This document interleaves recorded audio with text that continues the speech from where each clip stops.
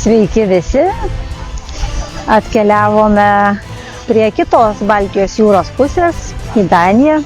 Esame vienoje iš Danijos salų, pirties festivalyje.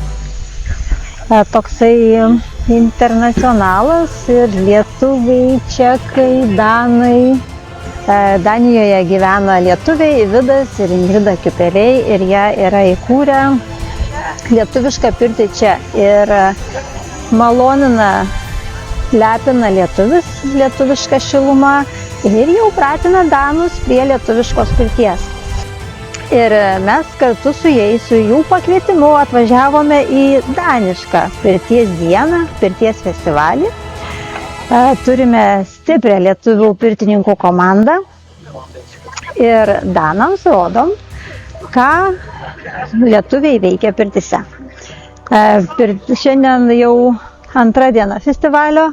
Vakarą turėjome svečių mūsų 50 vietų palapinėje, kurioje yra sukrauta krūsnis, visi draugiškai vežėm akmenis, dėjom krūsnį, komandinis darbas. Jau kol dėjom krūsnį, tai ėjo visi va čia aplinkui ir čekai, ir danai ėjo ir fotografavo, ką mes čia darom, kas čia bus, kas čia per nesąmonė. Kai ją kūreno, irgi sakė, o. Ir žinoma, kad vakar labai smalsu jiems buvo ateiti pažiūrėti, kas čia pasigamino, įvyko finale. Atsiliepimai labai geri, visi labai džiaugiasi, buvo tokie, tų visų žodžių net neprisimenu, negaliu atsakyti, kokie ten buvo jie maloniai nustebinti, va taip 2 žodžiais pasakyti. Ir šiandien jau nuo pačio ryto jau matau, kad gandas nuėjo, garsas nuėjo, vis ateina pažiūrėti, kada čia bus galima užeiti, kada pradžia. Vantas naudojame, žinoma, lietuviškos. Ir tradicijos atsivežtos iš Lietuvos, ritualai lietuviški, taip kad jiems didelė naujiena, o mums didelė garbė ir didžiulis malonumas jiems tai pristatyti.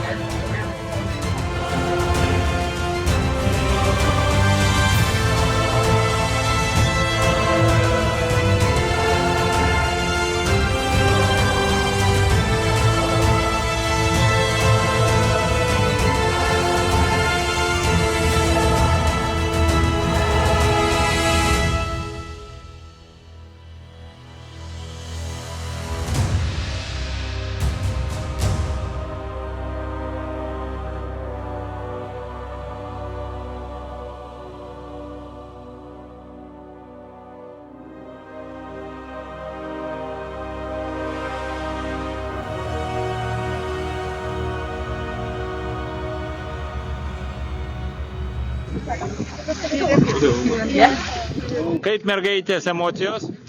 Puikiai, nuostabiai. Išprausė kūnus ir sielą.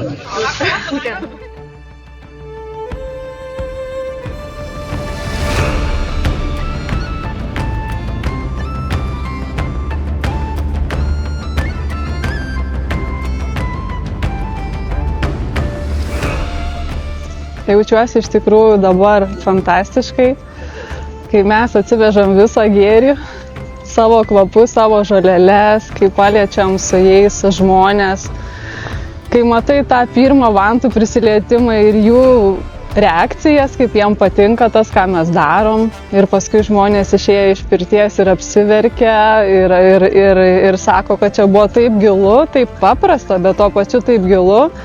Ir tai, ką mes darom, iš tikrųjų yra kažkoks stebuklas, tai iš tiesų verta. Iš tiesų verta važiuoti, skleisti ir siųsti tą lietuviškos pirties gilumą. Nes daug kas nežino, nepažįsta, žino augusus, žino tas va tokias šou daugiau programas, o tai, ką mes darom lietuviškoj pirty yra kažkas nepaprasto. Ir mes tai turim duoti tą žinią visam pasauliui, kad visi žinotų. Šiaip labai gerai, labai džiugiai, tai pradžioje biški tokio chaosėlio buvo, tokio vis tiek nauja šalis, nauji žmonės su savo įpročiais, su savo organizaciniais. Bet kai ramiai viską priimi ir tada pasileidžia tekėjimas ir tada viskas labai labai smagiai vyksta. Ir giliai, ir smagiai, ir plačiai. Jaučiuosi nuostabiai. Ačiū komandai, nes tikrai labai labai nuostabi komanda. Emocijas tai liejasi per viršų, per kraštus. Pirmiausia, tai dėkingumo emocijos, kad atvykot, kad palaikot, ta mūsų tautos bendruomeniškumas, minčių susivienodinimas, gal net skaitimas minčių be žodžių. Tai mane labai nestebina, bet labai labai džiugina. Mes žinau, mes esam tautiečiai tokie, o dar pirčių bendraminčiai yra dar jėga, dar didesnė jėga. Tai labai labai labai dėkoju. Pirtį statom taip, pirtį statom rankomis, bet ką reiškia, kai dar prisijungia mūsų širdies šiluma, tai yra neapsakoma patirtis ir smagus būvis. Tai lyg mišios. O šalia manęs Oleksandras. Ukrainietiškai tai yra Oleksandras, tai čia dar atvažiavo ir ukrainietis. Ukrainiečio istorija, pradžia tokia, kad karo pradžioje jo pirtį Ukrainoje bombardavo, jisai turėjo pasitraukti su šeima ir pasitraukė į Slovėniją. Į Slovėniją ir tenais jau, pirtis negali išeiti iš jo gyvenimo ir ten jau turi vėlgi savo pirtį. Pasistatęs čia atvažiavo su maža pirtelė, bet už tai turi ir dušą. Ir atsivežė lygiai taip pat, kai mes atsivežėm lietuviškas vantas, tai jisai atsivežė ukrainietiškas vantas, ukrainietišką medų, netgi ukrainietiškus paveikslus.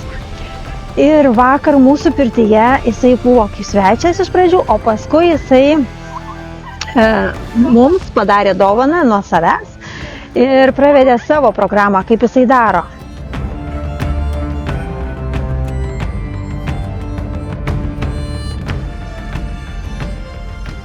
Krovėm krūsnį, prisipažinsiu, man buvo pirmas kartas, jaučiausi labai atsakingai ir žiūrėjau, kur ten kokių tarpelių, kad tik nebūtų, kad kiekvienas tarpelis būtų užpildytas. Taip pat man irgi nėra tekę, tai gerai, kad turėjome Robertą, pedagogą, kuris rūpinosi, išsiaiškinęs jau viską, kaip buvo, kaip turi būti viskas, taip kad turėjom gidą, kuris mus vedė. Kitiems metams pasiruošęs? Su šita grupė, su šita komanda, taip, jeigu nekeisim komandos, tai tikrai pasiruošęs, bet sudėties, jeigu ne, tai... Tai jeigu jūs keliaujat kur nors, pavyzdžiui, Danijoje, ir esate pasiilgę pirties, tai prašom, skambinkit vidui ir jis jums užkurs, patikėkit, tikrai puikią pirtį. Iki kitų. Viso gero.